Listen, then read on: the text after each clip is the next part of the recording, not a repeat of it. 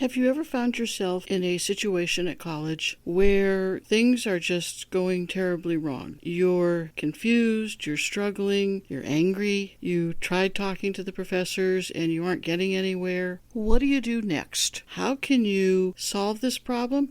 And how can you prevent this problem from happening again in your next class? My goal is to help you address some of those concerns and improve your conversations with your professors in the future and have a better understanding of just how that whole conversation between you and the faculty should best be handled. So welcome to College, Disabilities, and Success, Episode 18, Talking to College Faculty, Part 2, Addressing the Problems by Mickey Hayes. The opinions in this podcast are my own, but please reach out to your college, your physicians, your disability services, or your legal services for any additional information.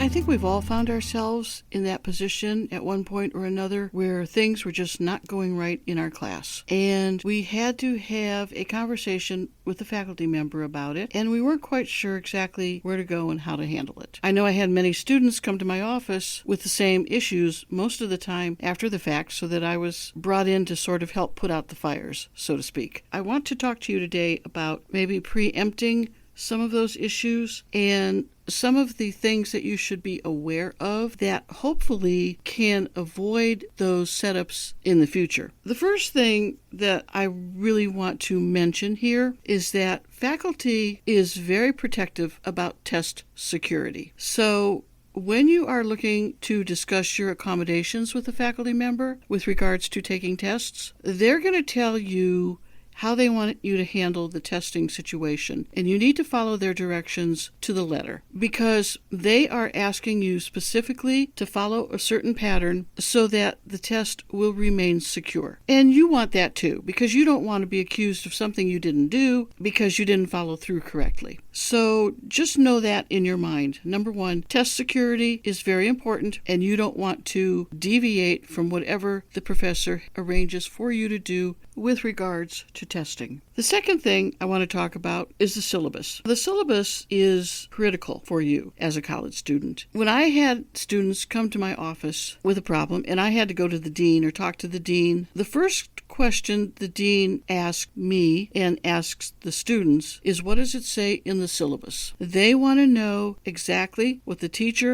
professor has laid out in the syllabus to understand where the complication deviated from what the syllabus says. So if you didn't read the syllabus and you did something that you didn't think was really a big problem, but clearly the professor did think it was a big problem because it was stated clearly in the syllabus that this is how we follow up on these issues, and you didn't do that, that's on you, because it is your job as a college student to read that syllabus, to know the syllabus, and to check the syllabus for processes and procedures so that you don't do something incorrectly. Because there's not a whole lot you can do to defend yourself. That syllabus is considered a contract between you and the professor, and you, in essence, have to agree to abide by what the syllabus states. Now, if an accommodation conflicts with the syllabus, then that's a conversation you want to have with the professor to ask how they would like the accommodation to be covered so that you're not making them unhappy about it. If you can't get a satisfactory answer from the professor, then you take it to disability services and have them look into it. But regardless, you need to know what's in that syllabus first before you can challenge what you think is a wrong by the professor. The third point that I want to make is with regards to the ADA law. When you request an accommodation, the accommodation cannot fundamentally alter the nature of the course or the program requirements. You need to understand this. The request for an accommodation cannot fundamentally alter the program or the course requirements. So if you are going into your conversations with the professor and requesting something that is less than what everybody else has to do, that will be a problem, because allowing you to do less than anybody else impacts the validity of your degree and of your course grade. So you have to understand that when you expect an accommodation from a professor, the accommodation is mitigating your disability and addressing the impact of your disability on what the professor expects. But between you and the disability services and the professor, you need to have some conversations about how you can mitigate your disability issue without fundamentally altering the course or the program requirements. You think about it this way, if you will. One of the examples I used to give to students all the time had to do with a medical program. You want a medical person, a nurse or a doctor or anybody who's taking care of you, to know what they're doing and to know exactly what they need to do to take care of you. And so when you go through that nursing program or that medical program, the training that they're giving you is to prepare you for that situation. If they water down the training, they water down your skills and they water down that degree and what you can ultimately do in your job. The idea is that the college establishes a program with certain requirements, and you need to meet the requirements of that course without changing those requirements. So when you're dealing with a disability that could impact those requirements, you need to have a conversation with your disability services specialist or the professor to see the best way that you can still learn the knowledge that the course requires and that the professor requires. So you may show that you know the knowledge in a different way, but you still have to show that you know the same knowledge and you went through the same battery of requirements. So sometimes the courses that you select can get very complicated. That's where a lot of work should be done ahead of time, planning through that, seeing that, understanding that, knowing what you need to know.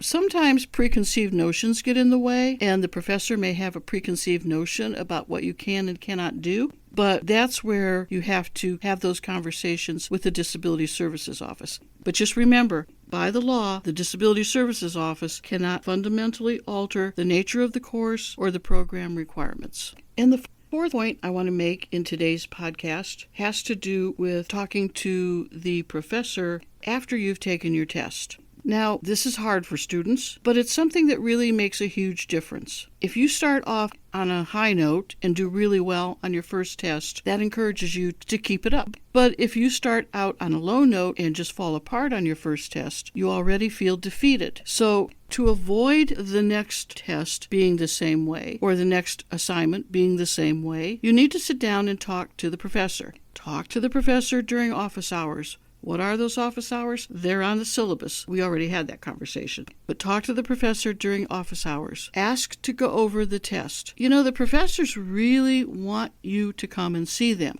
If you're struggling, they want to help, and you really, really, really need to believe this. Go to the professor, find out where you went wrong with that test, where your mistakes are at, what things you did or didn't do that hurt your grade, so that you can then address those situations for your next test. And hopefully, by the time you address the problems, your test scores will start to go up. In the meantime, if you're not understanding the content, get thee to the tutoring center. Every college has one, but you need to go to the tutoring center, because sometimes you can misunderstand information when one person says it, but when somebody else explains it to you, it's all of a sudden, oh, okay, light bulbs are going off. I get it now. And you start to understand it from a different point of view. So talk to your friends, talk to the tutoring center, talk to the professor, but find out where you went wrong on that first test so that you can avoid the problems on the second test. So my goal today was to help you avoid and solve some of those problems that you may have when you're talking to the professor.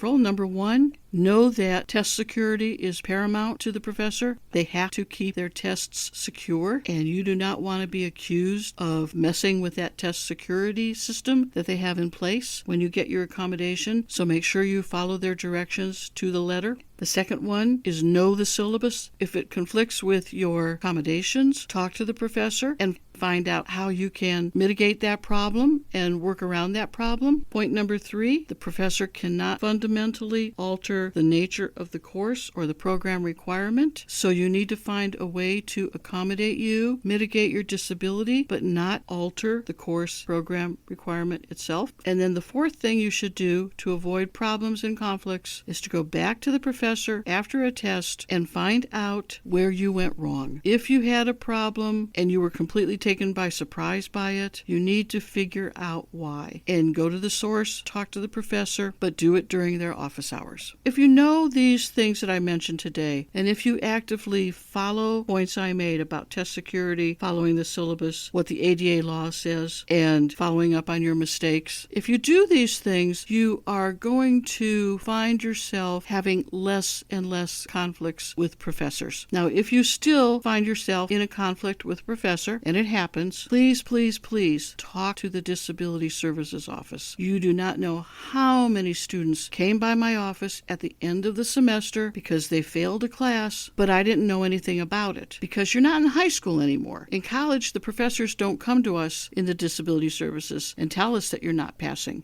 They tell you, but they don't tell us. So the only way I would know as a disability specialist that you're struggling is if you came and told me. If you have a problem and you can't resolve it yourself, go straight to the Disability Services Specialist as soon as possible and ask the Disability Services Specialist to run interference for you. Do not wait until the end of the semester, because at that point, it's just too late. Thank you very much for your attention today. I hope you found the information and the insights that I shared with you important. I think they are, because I've seen too many students struggle in the past with some of these areas of issue. And so the more you can prevent yourself from hitting those walls and having those arguments and having those conflicts, the happier you'll be and the better the college experience will be for you. If you have any questions, go to my website, mickieteaches.com, MICKIE teaches.com, and send me your email, and I will get in touch with you and follow up with you and answer your questions as best I can. Thank you very much, and have a perfect day. Thanks. Bye. Information contained throughout this podcast has been gleaned from my own personal experiences, but to ensure accuracy, please contact the Disability Services at the college of your choice to have first-hand information and the most up-to-date policies and procedures followed by your particular institution of higher education. The content in any of these podcasts is not intended as a substitute for information from legal, educational, or medical professionals. Always seek the advice of your attorney or qualified healthcare provider with any questions you may have with regards to legal, educational, or medical concerns.